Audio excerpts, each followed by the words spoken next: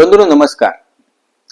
मुंबईमधील कफ परेड या भागातनं दोन बांगलादेशी महिलांना पकडून त्या बांगलादेशी असल्याचं सिद्ध झाल्यामुळे त्यांना पुन्हा सीमेवर नेऊन बांगलादेशात सोडून देण्यात आलं होतं. काही दिवसानंतर त्या पुन्हा मुंबईत सापडल्या. आता सगळी यंत्रणा अलर्ट काय म्हणतात त्या मोडवर गेली. अर्थात आधीच मोडलेली यंत्रणा कुठल्या मोडवर जाणार हा प्रश्न आहे. पण हे असं काहीतरी घडल्याने धक्का बसलाय म्हणे यंत्रणेला.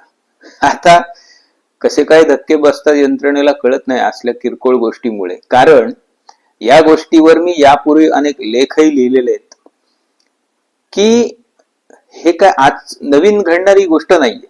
मी स्वतः कारागृहात असताना अनेक बांगलादेशी कैदी मला भेटले. ते सांगायचे की जेलमध्ये जे आम्हाला अन्न मिळतं ना ते पंचपक्वान्नासारखं आहे आमच्या दृष्टीने. इतकं निकृष्ट दर्जाचं जीवन आम्ही बांगलादेशात जगतो, त्यामुळे आम्हाला न्यायालयाने इथे जन्मठेप दिली तरी आम्ही भोगायला तयार आहोत, कारण किमान जेवायला तरी मिळतं अशी परिस्थिती आमच्या देशात आहे. अर्थात ती त्यांच्या देशाची परिस्थिती, त्याला कोण जबाबदार हा आमचा मुद्दाच नाही.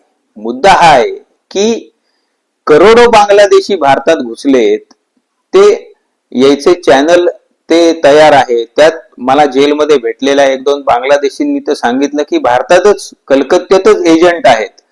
आम्हाला उचलून म्हणे आम्ही बांगलादेशातले एजंट आणि भारतीय कलकत्त्यातले एजंट यांचं टायअप असतं.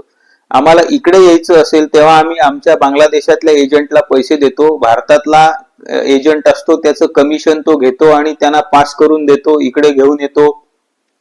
पुन्हा कधी घरी जायचं असेल आम्हाला 2, 5, 10 अर्थात तशी वेळ येत नाही म्हणे, कारण आम्ही इकडे आलो की इथल्या यंत्रणा आमच्या पायावर वाहतातच, रेशन कार्ड, आधार कार्ड वगैरे.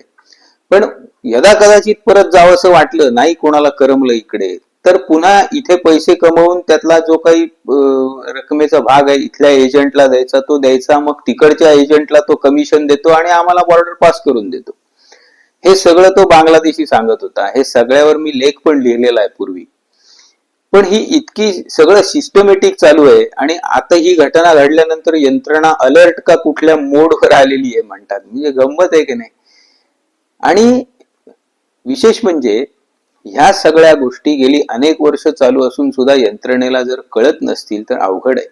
महाराष्ट्र शासनाचा 2024-25 मधला एक GR आहे, त्यामध्ये अनेक 5 पानाचा GR आहे.